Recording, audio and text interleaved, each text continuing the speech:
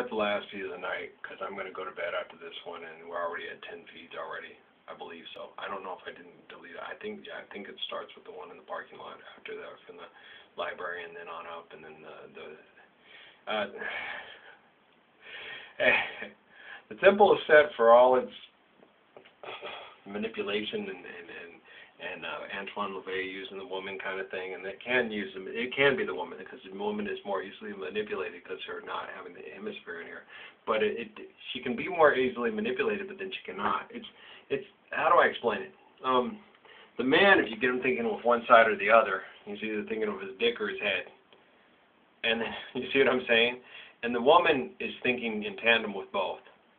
So she's easier to manipulate with her emotions and her feelings. The man with his lust and his desires and his greed.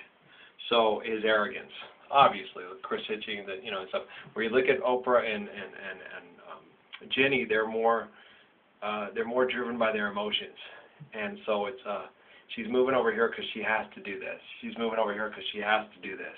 She has to be more like a man. She has to do this. She's compelled to do it because it's driving her emotions. Her emotions are driving her because she's wanting to be either equal to, same significance, or in Jenny's case, she's wanting to find ways to protect and provide for as many people as she can. Okay, so she's got huge weights upon her shoulders, just tons of it thrust upon her. Even though oh wow, my stomach just did a weird. But yeah, it's wow, yeah. But she has to understand, there's lots of people in huge population quantities of the world who have no idea who she is. So there's a lot less pressure on her than she actually anticipates or sees. And okay, she's fine. She'll be fine. You're already you got friends and family and people to help her out and help her out even more. And make sure that you know the ones that have been gearing her towards the naysayers and the people leading her to the fearful ones that have been in her ear and manipulating her towards that side that have gotten her publicly embarrassed. She'll probably already figure that out. She's smart. Never mind.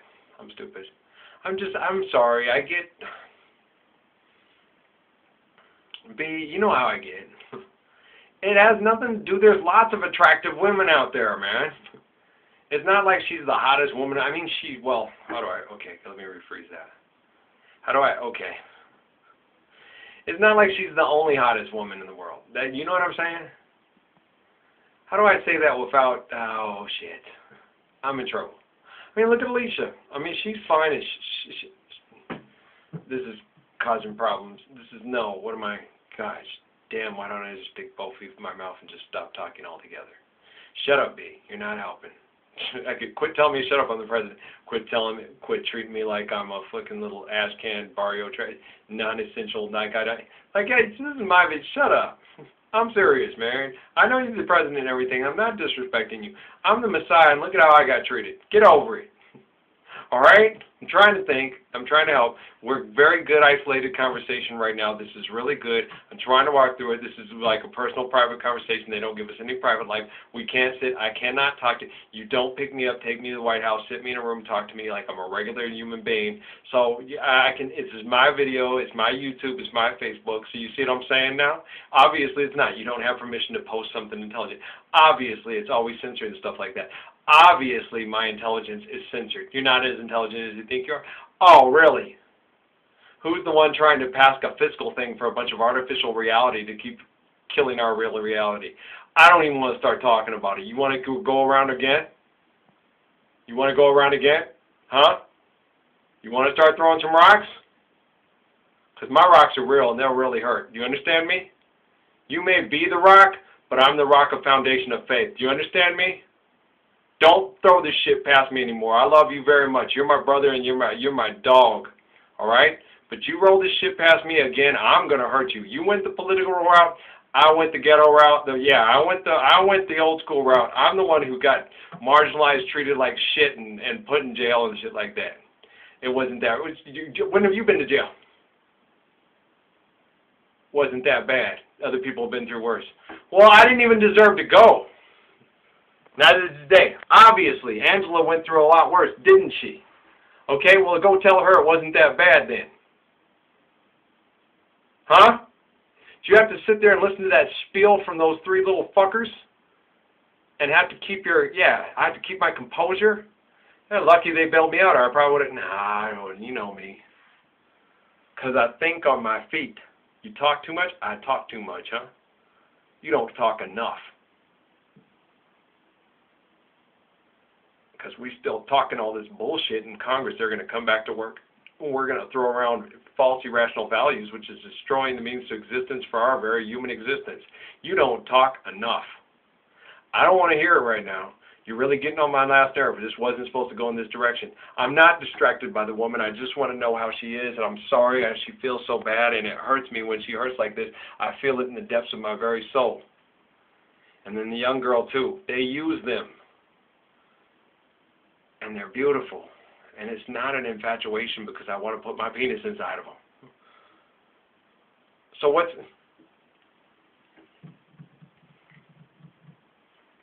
Well, then don't worry about Michelle. And don't worry about anybody. That's a totally different relationship. What do you mean it's a totally different relationship? This is a symbiotic spiritual relationship that I've known them many times before.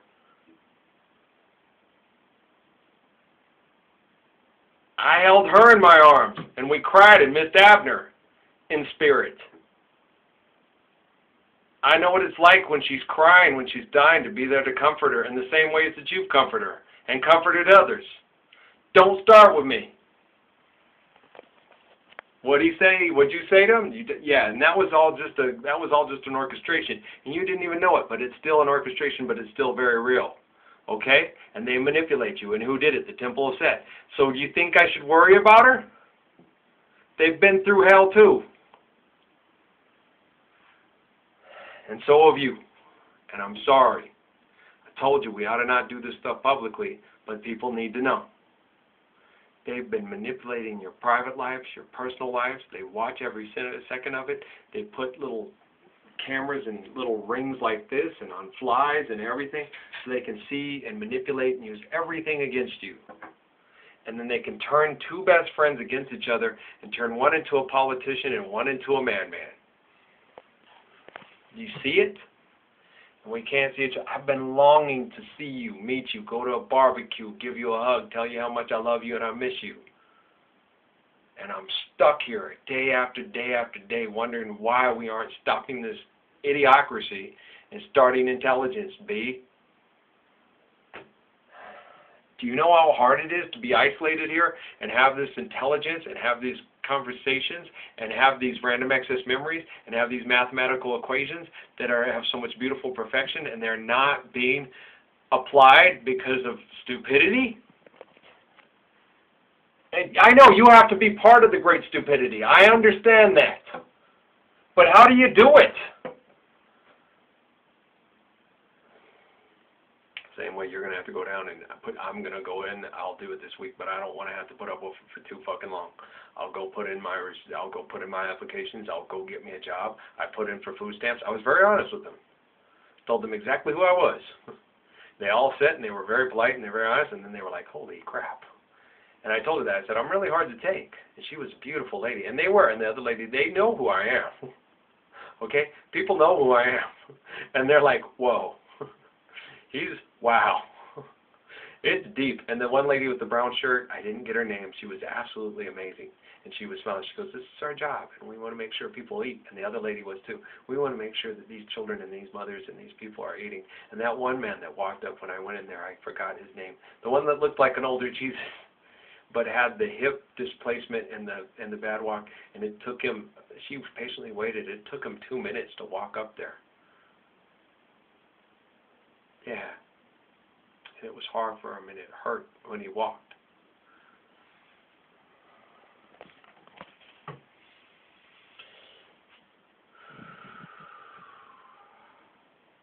Lucky was up there getting assistance. He had kids, and he had to get the assistance, and you got to get medical benefits for it. He looks a lot like Daddy. You've seen Daddy, too. We can discuss religion and politics. You're not insane because you've had dreams and visions because you've talked to Joshua and you've talked to Adam and Eve. Everybody does it, man. Everybody has these kind of dreams. Everybody has stuff that they have that thinks it makes them go mad. Why do you think I was talking to Alicia about that? Do you think you're going crazy too? You don't tell everybody publicly about it. You do, and it makes you look crazy. I know you look like those crazy, but what I talk about is totally different. It was another time and it was another place, but it was Earth, but it was back then, not now. And everything was evolving differently because it was the very steps of this top part of it, and it's amazing. This guy's more intelligent than we are now, obviously. We devolved, but our evolutionary state was in different things. He was larger, he had larger predators, he had larger this. He kind of helped, his descendants helped manage our environment in a way to where the other predators didn't violently eradicate us. Yeah, like that's what Mrs. Jones, Patrick's, Noah's wonderful teacher here too, a special needs teacher. We talked about Avatar. She said, that movie scared me. She said, that kind of life looks scary, having to live with those kind of animals, have to jump off a cliff, and yeah, that's just scary. I don't know if I want to live to that degree of survival. That's just too scary. It's too wild. And I think most of us kind of agree in that because that's what Adam and Eve and a lot of the ones that came up, our environment came a little bit more manageable and less savage, but then we became the savages because of our symbiotic similitudes in relationship, because of our fearfulness, and most of it is due to our self-worship and our idolatry and our extortion. It's not the whole thing, well, you're eradicating this species and da-da-da. No, it's not an eradication of species, it's more a control and management of your flock. And making sure the wolves in sheep's clothing, you don't want too many wolves, and you can manage pretty well, but you do need the wolves. But if they do, like George Carlin was talking about, if they do eventually just become extinct, then you better make sure that you manage your environment very well to make sure that you fulfill the same covenants that the wolves has to manage those flocks. You can't all be vegans and vegetarians. Somebody's got to eat those sheep. Then we reintroduce the wolf. Then you got to live with the wolf, and if they got a big enough roof pack and they're hungry, they will eat you. Just so you know. There's a lot to balance, and there's also understanding. Sometimes you got to bring down that wolf and bring down that bear, because if the wolves become too many and they eat too many of the sheep, the next best eaten is your little kid. That's basic science and nature class, Mr. Porter's science class. In real life, friend Al would eat Thumper. And we were like, yeah, you're right. That owl that I saw walking down the hooter, he hooted at me. He was trying to scare me off. Most people around here have some kind of a, they don't answer, or they'll just look and be quiet, or they have a religious connotations that make them scared of elves. And I looked at him and I looked up at him and hooed back, and he freaked. He's like, you're not afraid. And you're not. He was telling me, hey, I'm here, back up. And I just told him, hey, I'm here. And he went, shit. And he flew off. He's the one that was up on the, Dad said that too. He goes, he's the one that was up on that tower that night that you and Lawrence got into that argument. I was like, yeah, he is. He's always in. Sometimes he's over, you can hear him, and he hoos over I can hear him over the Dad's room and over over the guest house here, and you can hear him some nights. He just gets there and he just hoos. And it's wonderful. It's a beautiful sound. He's who's here? I guess, what child is this? This is house. It's a special house. I don't see the owl. I see the owl as a sign of wisdom. Death is a part of life, and it comes for us all. I don't fear death. I try to keep people from spiritual death and remember that they are spiritually alive when they understand the molecular components and relative components of life. And so that's what I try to get them to understand, and that's what Little Hawk taught me. I'm sorry that you don't believe that Little Hawk exists, and you don't believe in Little Hawk and Crazy Horse and Tecumseh and Chief Joseph, but I assure you they are very real people and really real family connections. I don't have a lot of prayer connections to Chief Joseph. My strongest ones, Tecumseh, it's like Tecumseh, but it's say they say that's just people just being honest. It has a stronger sound to it, and it's more properly pronounced in a lot of the ways that William Tecumseh Sermon says it. It's a very strong sounding name, and we really enjoy it. And he's a very strong man, and it's a great honor for your quote enemies to name their children after you. So he doesn't see it as any kind of derogatory. He's actually quite honored by it. And but he's busy, and so I don't get a lot of prayer connections to him in a family connection. Fun, same way. He's very sad, he's very depressed, but we got a lot of it. I was able to learn how to say, James, I have trouble. Don't make me say it again. I have said it pretty correct. It's hard. It's hard for me to get together with Queleka's name, which he kept coaching me through it. No, it's like this. Like, okay, I'm trying. Well, you have to know that, this is important. People's names and languages are important, so you're going to do this. And so I did, and I hope I did well. And but yeah, he doesn't have a lot of time. It's a very busy time as people are being exterminated. The little brown eyes are looking up at him, and the same with Little Hawk. But me and Little Hawk had some good connection. I spent a lot of time in Wyoming. I spent time in Cochise County, and I remember looking at those, man. And then the Chiricahuas are very sacred to me, and the Dragoons I have not visited, but I would like to. And it's a very sad connection to fun, and so that's one of the ones that's kind of hard for me, but I adore him. And Little Hawk, it's a very bittersweet connection there too. And the big one is the lingering for the time of her that just breaks my heart. And so that's the part that's the hardest for her. I long for them, the spirit, to get back together someday. And so that's the part that's really hard for me. Well, they do, but then it's like everything's just twisted. They know how to find each other spiritually, but the devil just seems to. It's hard to explain, guys. It's like the dark side of the force and the light side of the force. It's kind of like that. We like prayer connect, and we like almost connect and follow each other. It's like what Alice Walker was describing in her prayer writings that she wrote, those notes that I had, that she sees this prayer about the Wasichu coming and the little angry man. And I'm telling you that Seely is Alice in spirit, like I told you that Beloved is Tony. And they're like they're windows to your past, and it's deep stuff, And now I'm getting confused with the one of Tony, if Tony's the mom or if she's the daughter. I think she's the daughter, to tell you the truth. That's what I get. Tony's special. She's special. She's like a shaman, In Africa, the women have Tony's special because of the sweetness and the intelligence that she expresses it. And she's just really special. I like Alice a lot, but Toni Morrison's a special lady. And she always, of all the authors that my mom loved, and when I went and Sharon told me to go and stuff like that, I didn't read hers. The Bluest of I glimpsed through. I couldn't read it because it would make me too sad. But that's what's so special about her. And then Mom discussed the other books with me, Dr. Matsuda, and I just connected to her. I don't have to really read her. I connect to her. Toni's special. That's all I got to say. Toni Morrison is a special woman. For her connection to the spirit through the line of I don't know how to explain it. That's all I got to say about that. I don't know. The spiritual connection between Toni Morrison and me is deep. It's deeper than Alice's, and Alice's is good, and but Toni's is deep. That's all I got to say. It's just it touches my soul. I'm getting chest pains just talking about it. About the 20-mile woman, the bluest eye, the beloved eye. There's a deep beauty, but a deep sadness there. Slavery is something that's just,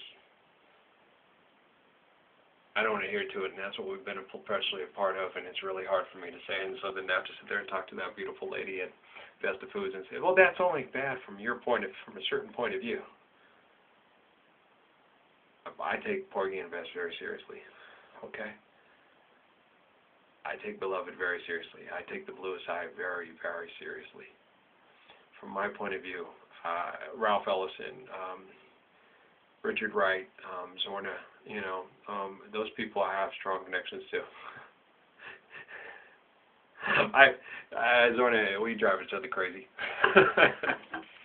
Oh yeah, I knew it when I read it. I was like, I drive that woman nuts.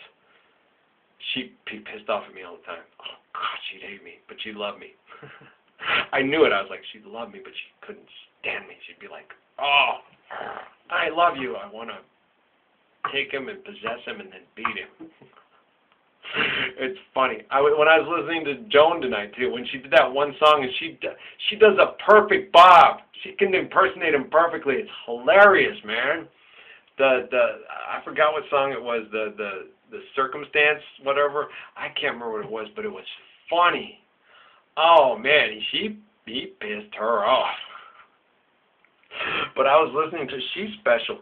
That album was special. I was listening to it. I like Children and All That Jazz. That was just great. I mean, I got to post that one tomorrow. I mean, that was special stuff. And so that's what we'll label this one. That was amazing, and it was a deep connection. I never listened to all that album. My mom bought it right before she died. I guess that's why I didn't listen to it. I did the Nancy Wilson, but the Nancy Wilson was different. It was more musing of relationships, and Jones is different. But I got a special connection there too. So it's weird. I'm noticing that with some other people that I got some special connections with. I hope they're kindled and we have some time to express it and talk and express it and explore it further in the very near future. Bob too. It's interesting. We'll go further on that. That's kind of weird. Not as deep. I think it was deeper with Joan than it was with Bob, but I don't know. That's interesting stuff. It's Mom. It's through Mom, and so maybe it's going through that line. I don't know. Mom had a very deep connection. She loved Tony. Tony was her, gosh. And she helped connect me to Dr. Motz and other people I saw. And Tony drew me in, and she was the one that made me see that I wanted to see black women's perspective from an author, that kind of stuff. She's special. How many times have I said that? All right, guys. Well, I love you guys. This is it. I'm going to bed. We'll talk later. Because I'm tired and I don't want to run into too many, and I got to get them loaded tomorrow at the library. We'll just expand on it further. If we want to have more intelligent conversation, we'll intelligently get together like intelligent adults do. Otherwise, we'll just leave it at that. All right? I would prefer more adult conversation and more adult behavior out of all of you. If you think you're quite capable of it, I would love you to show up. If you're not, then we'll keep doing it in this adolescent fashion, like texting over a damn telephone. All right? I'm going to go get some sleep, and we'll talk in the morning. Blessings and peace.